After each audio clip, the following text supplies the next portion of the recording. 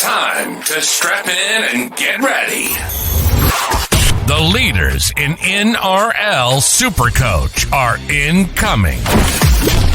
Bringing you the ultimate insight to help you win your leagues and climb up the rankings. You're now listening to the Insight NRL Show with your hosts, Brain, Metrics, and Whisperer.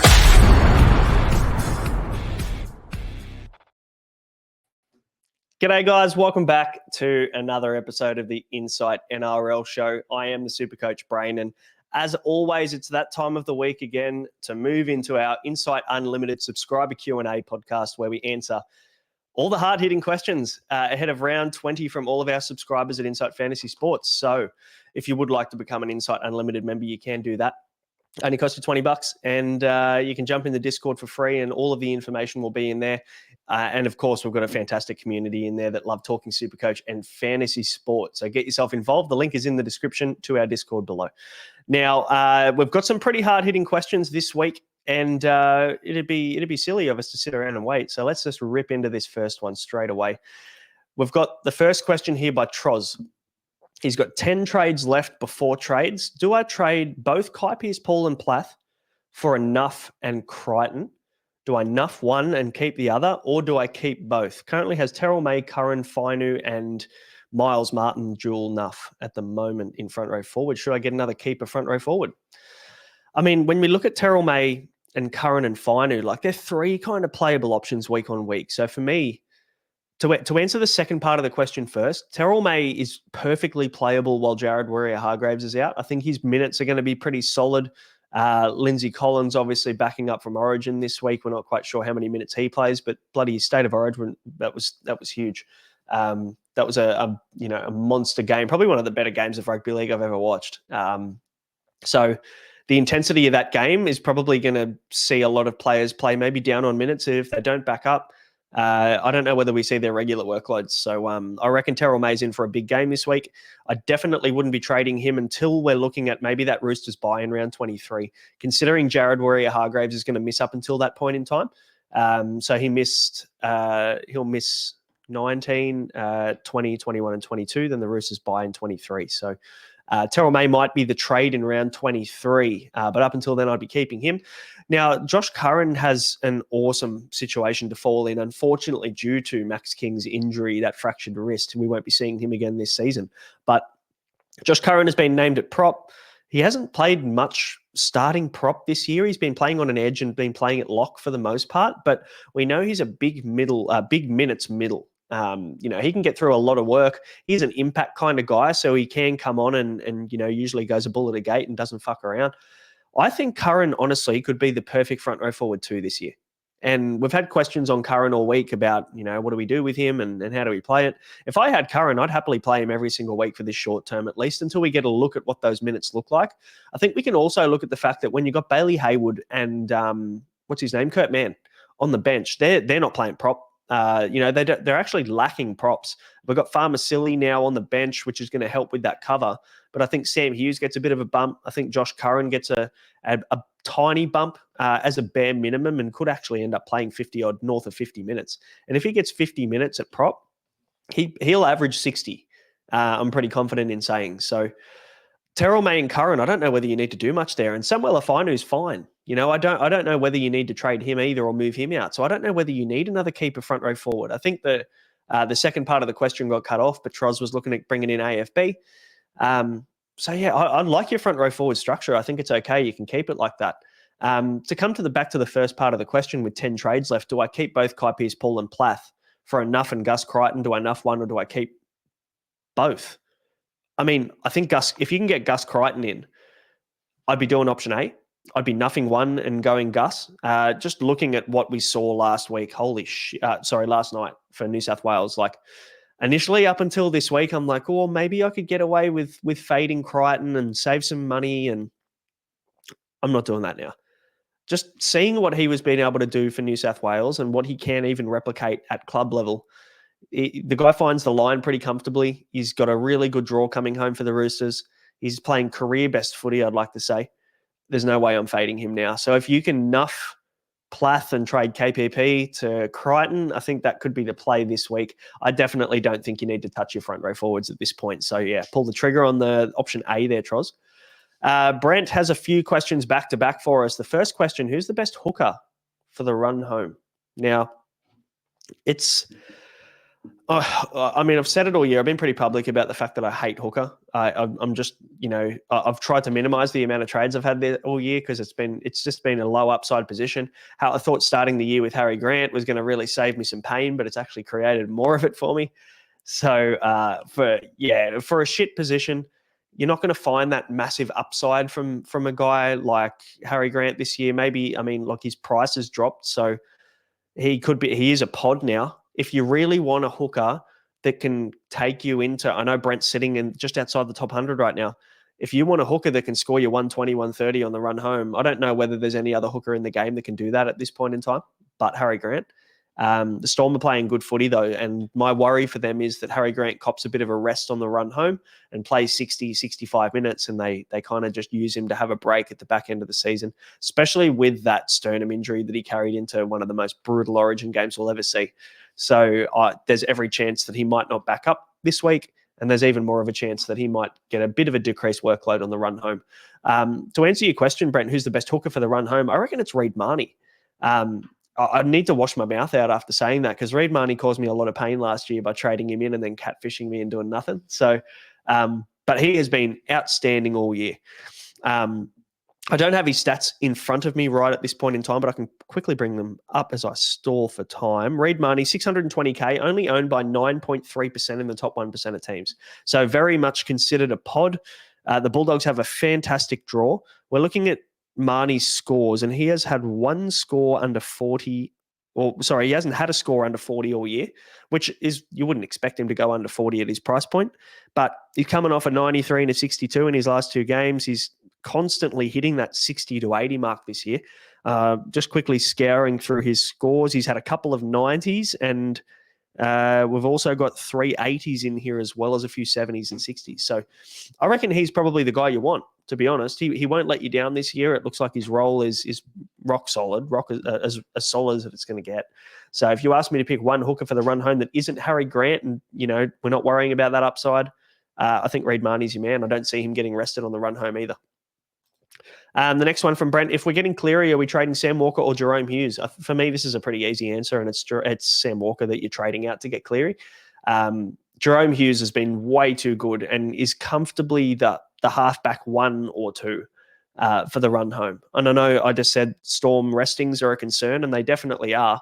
But if you've already got Jerome Hughes, there's no reason to trade him out this early on when we're talking about 2 months' time that he might cop a rest in round 27 or round 26 or sometime around there. I know that Craig Bellamy's going to want his players to get a bit of momentum coming into the finals too.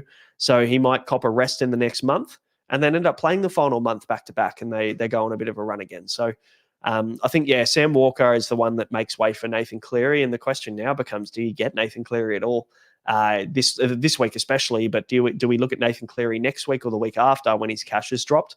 Hopefully his cash has dropped, or do you just take a big punt and try and get Nathan Cleary this week?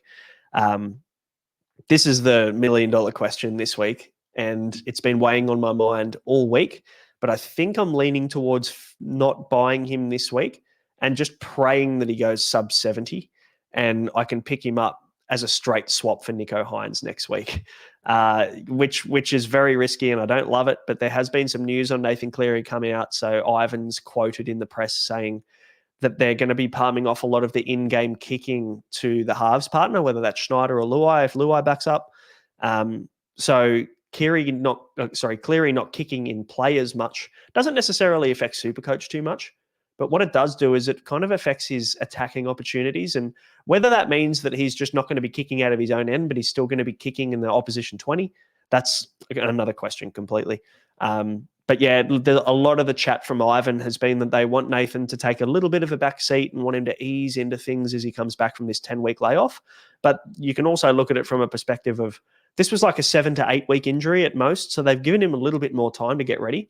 So maybe he's more than ready, and maybe they've been extremely cautious and he's chomping at the bit. And I can guarantee he wants to get out there and play some good footy for the Panthers. It's been a pretty quiet year for Nathan Cleary, unfortunately.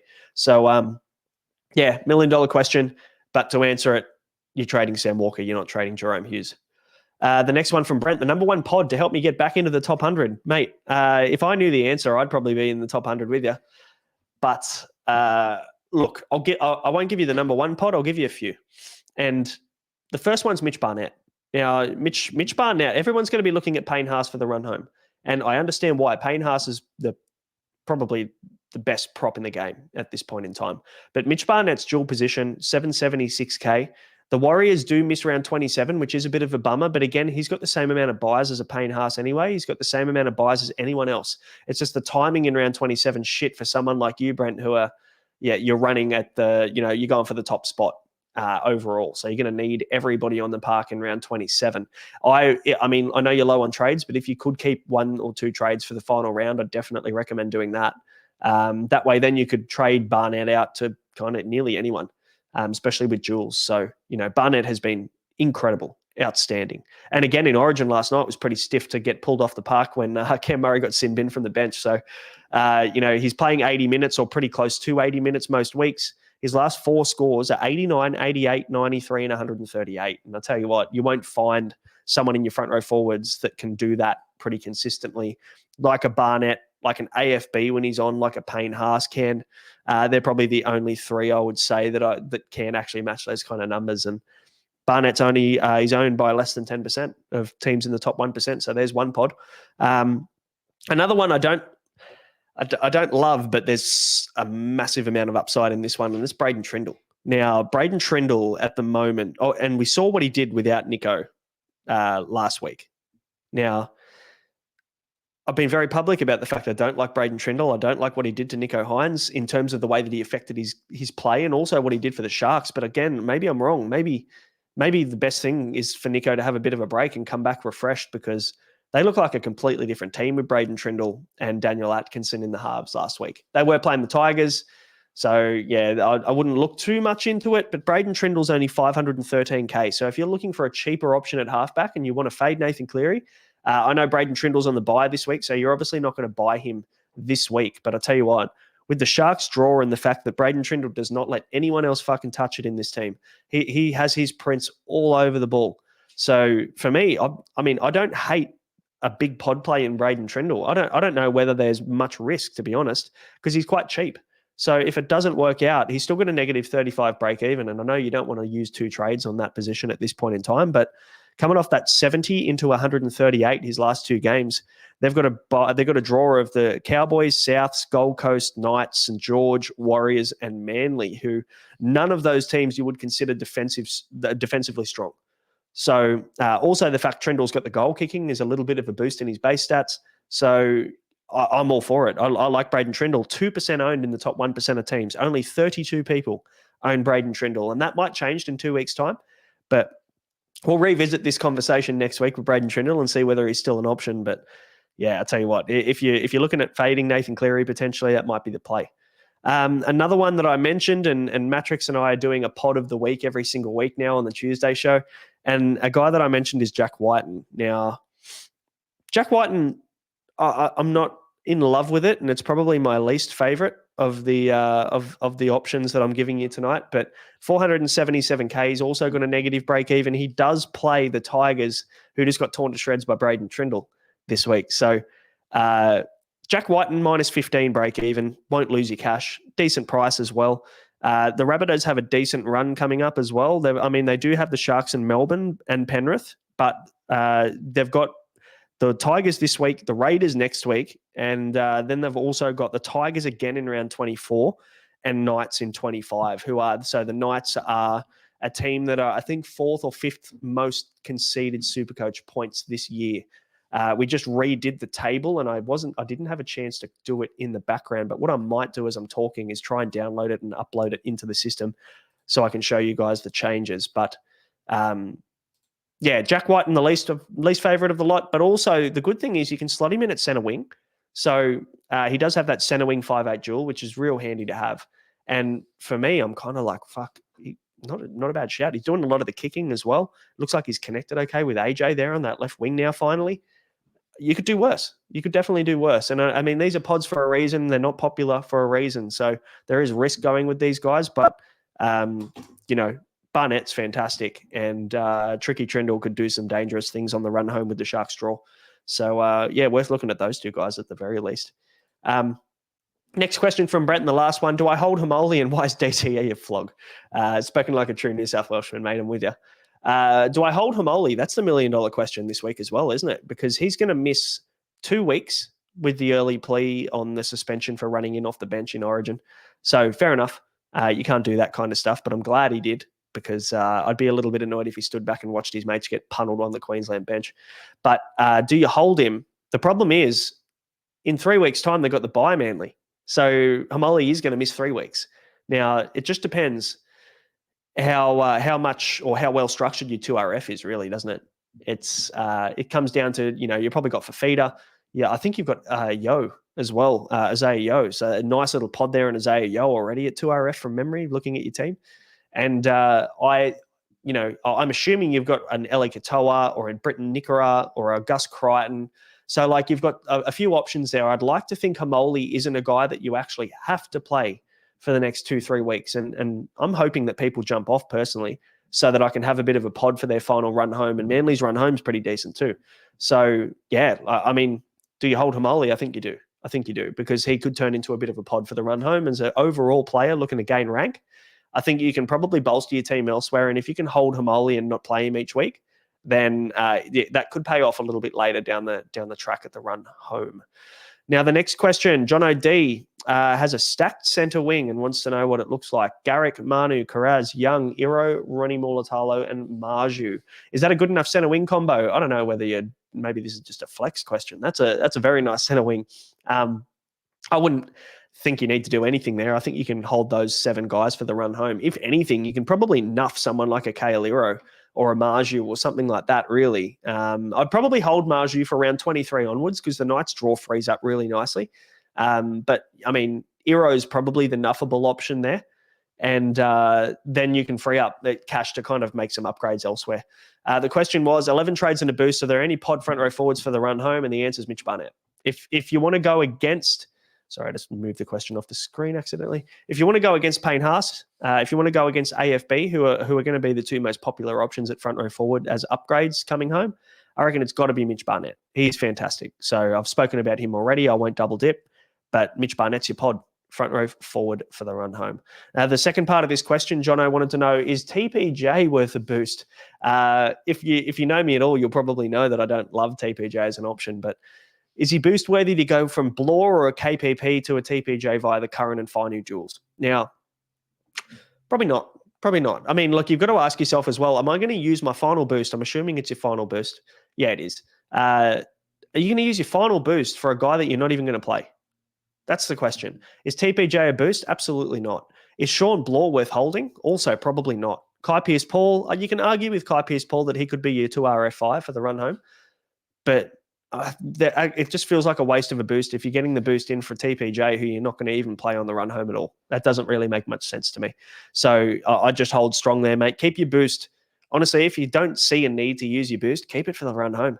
Keep it for round 27 when everybody else has got no trades left. We see mass restings from the Storm and the Panthers and the Roosters, and we're all fucked sitting here going, what are we going to do with our no trades? And then John O'D comes out of nowhere with his boost and 3 trades up his sleeve and just runs past us all. If you're a head-to-head player, of course, that's different. You don't need to worry about round 27 because head-to-head comps finish in round 26. But if you're an overall player like the majority of us, mate, I tell you what, like having that boost in round 27 could be incredibly valuable. So I would not be boosting for TPJ. And last question, Talangi to Karaz or Val? Now, Karaz is the answer for me, purely because I just think that Val and the Cowboys draw is pretty putrid. It's awful. They've got some really tough matchups coming up. I'm quickly loading this draw into the system in the back end here. Hopefully it doesn't take too long as I talk, but I'll bring it up on the screen for you. So we've just redone, and I'll move the banner off the screen. Apologies.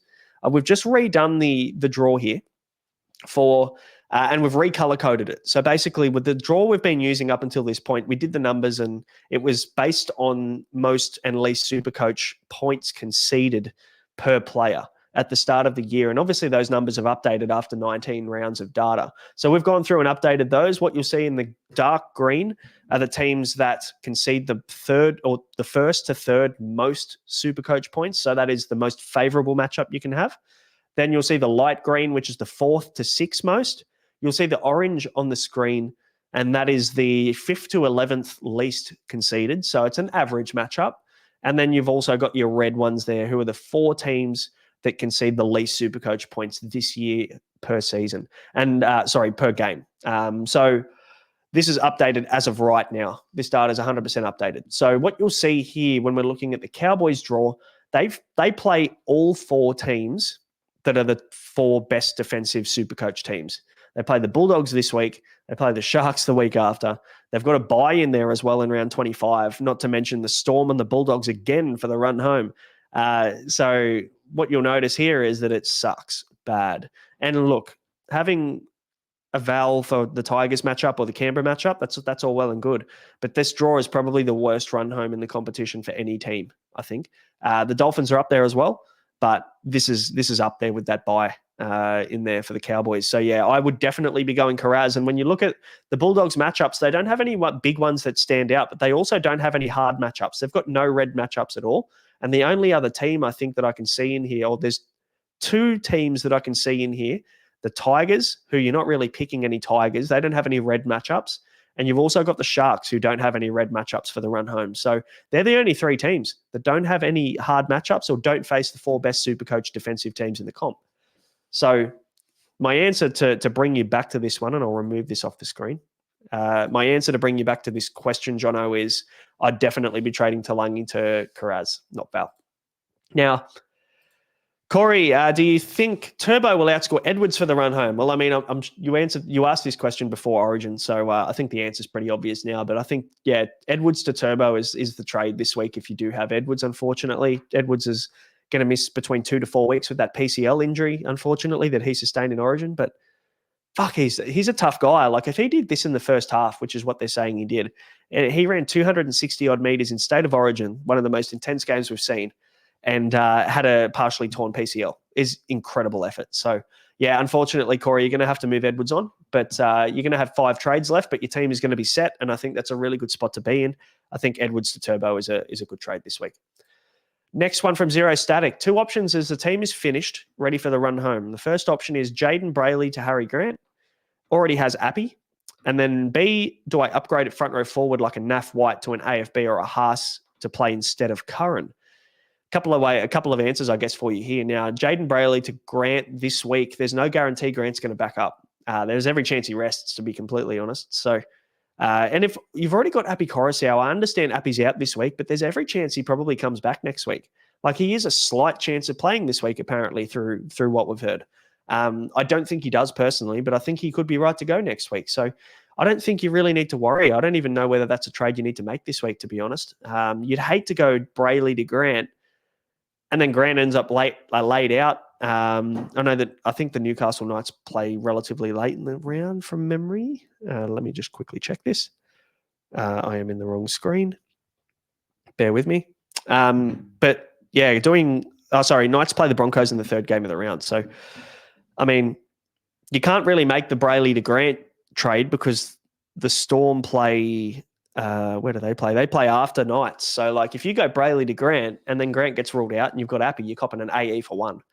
And, I mean, there's no guarantee that Grant plays max minutes on the run home. I already spoke about that. So, I don't really like option A. Upgrade front row forward to a AFB or a Haas to play instead of Curran. I don't think you need to. I don't think you need to not play Curran. I think Curran's a really good shout to get some extra minutes and some extra workload through the next 6-7 weeks for the run home. So, I don't know whether you need to make either of those trades, to be completely honest. I think you can probably reassess. Payne Haas, though, I can't argue with Payne Haas or AFB. If you're really hell-bent on making sure that you upgrade it front row forward, which I would do over option A, yeah, they're your best 2. Or if you can afford Mitch Barnett, like I said, I think that might be a play as well. Mally, do the origin suspensions apply after round 20 or immediately? Unfortunately, we won't see Haumole Olakau'atu and we won't see Cameron Murray this weekend. So, they'll serve their suspensions now. And, they're out. They're out this week, which is a dagger for a lot of us super coaches when Haumole was suspended or ruled out, or the news came out that he was going to miss a fortnight. He will miss 3 weeks now because of the Manly bye. So, yeah, sucks, but that's Supercoach. You've got to pivot and you've got to make sure you have enough trades to make moves like that. And I'm saying hold Haumole. That's probably the way that I'll play it. Pommy is the next one. Is Plath a hold at 5'8" for the rest of the season, or would you push for someone with a higher ceiling? Just depends how many trades you have, I guess. It's hard for me to give an answer without knowing your exact situation and being able to see your exact team, Pommy. But would I hold Plath? I think I'd probably lean towards holding him rather than moving him on. Depends who your second 5'8" is as well. If you've got Plath as your 5'8" and then you've got a Dylan Brown at 5'8" I'd probably even lean towards trading Dylan Brown to Burton this week, so that you have a reliable guy that's got a decent ceiling at 5'8". If you've got a Galvin and a Plath 5'8" combo, I don't know whether you need to do too much there, if I'm completely honest. Galvin could be a link trade or could be a little bit of a stepping stone up to a Cleary or whatever through Jules if you had that option. But is Plath bad enough to really bother trading him? I don't know whether he is. I think if you're relying on playing Plath every single week at 5'8", that's when I'd maybe reconsider. But if he's your 5'8" and you need to play him on a pinch, if your 5'8's on a bye or whatever, then I think that's completely fine. And he'll probably punch you out 50 for the most part, most weeks if you had to play him. So definitely not an urgent trade at any means. Perp with the next one. AFB, yay or nay? Do you think it's too risky to pair him with Terrell May? So I'll answer this part first. AFB, I think that we're buying him at his bottom, at his floor. He's dropped a heap of cash at the moment and he went on that little bit of a lean run, but he started to come good again. The only downer is that obviously, same with Mitch Barnett, same with any Warriors players, the only downer for these guys is that they don't play around 27. So that's one thing to consider. Do you have enough cover at front row forward to have a playable guy or have a trade to move on AFB in around 27? So that's a question. And if you do, then AFB is a great play. Don't mind it at all. Especially at the price as well. I think you're probably picking him up the cheapest he will be. Do I think it's too risky to pair him with Terrell May? No, not at all. Terrell May is going to be also pretty great over the next 4 weeks while Jared Warrior-Hargraves is out. Terrell May will start to have the conversation about do we trade Terrell May in round 23 because the Roosters will have the bye. I would say maybe his minutes take a little bit of a hit as the Roosters move into their normal forward rotation for the run home. So depending on whether there's any other injuries popping up, if Terrell May...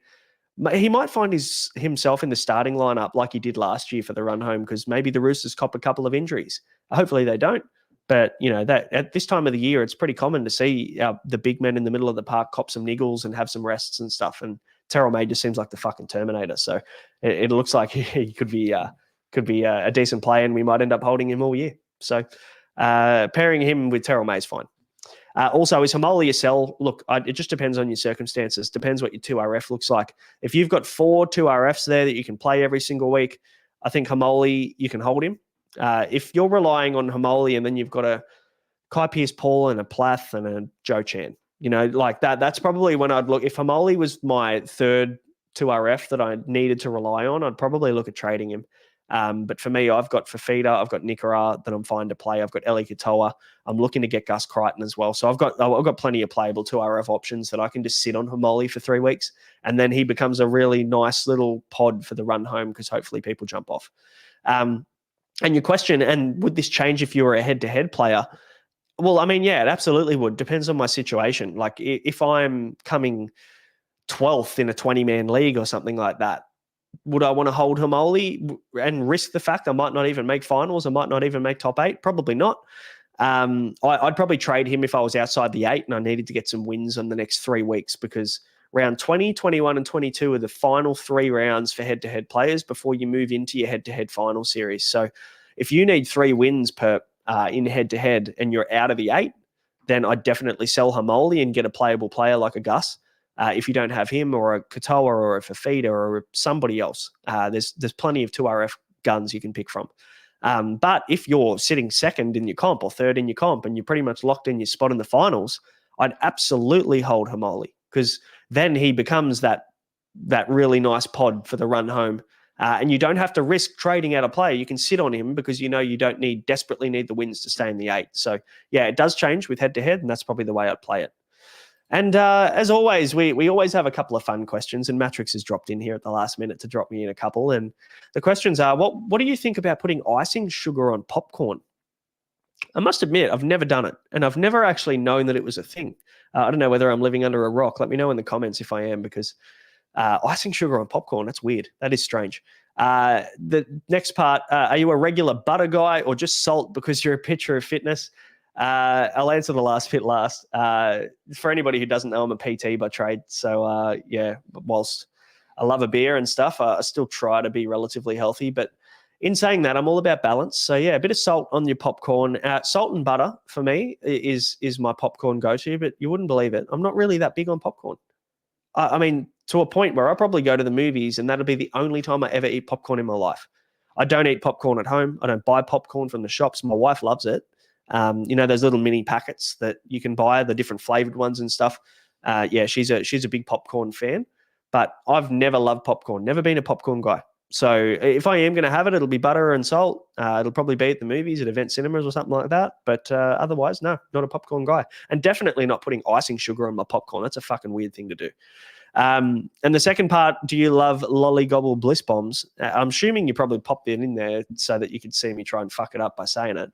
Never been a lollygobble bliss bomb guy either, Matty. So I'm assuming you are based on this question. But if you're the one putting fucking icing sugar on your popcorn, you need to sort yourself out. That's a bit strange. Bit strange for me. But guys, that'll do us. That'll bring us to the end. I don't think anybody wants to listen to me talk about popcorn for 5 more minutes, but appreciate you guys hopping on. Hopefully these questions each week help you probably get a gauge on maybe how I'm feeling about certain players, and maybe you're in exactly the same scenario as a lot of these guys that are popping these questions in. We are coming into the red hot part of the season where we are gunning for top 1K for most of us, or even if you're in the top 100, mate, you're having a crack at that number 1 spot. Hopefully we're coming into head-to-head finals as well. We've got 3 more weeks to try and get up the ladder so you can make your finals top 8. So plenty to play for over the next 3 weeks, and there will be a lot to play for with Cleary coming back, Matty Burton coming good. We've got a lot of players that are starting to top out in cash now that we're trying to finalise our teams with our last few trades.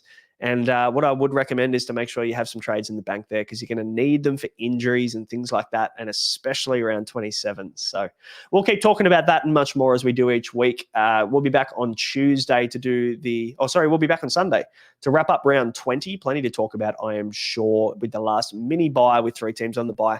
Good luck this week, guys. Plenty of green arrows. See you on Sunday night. Have a good one.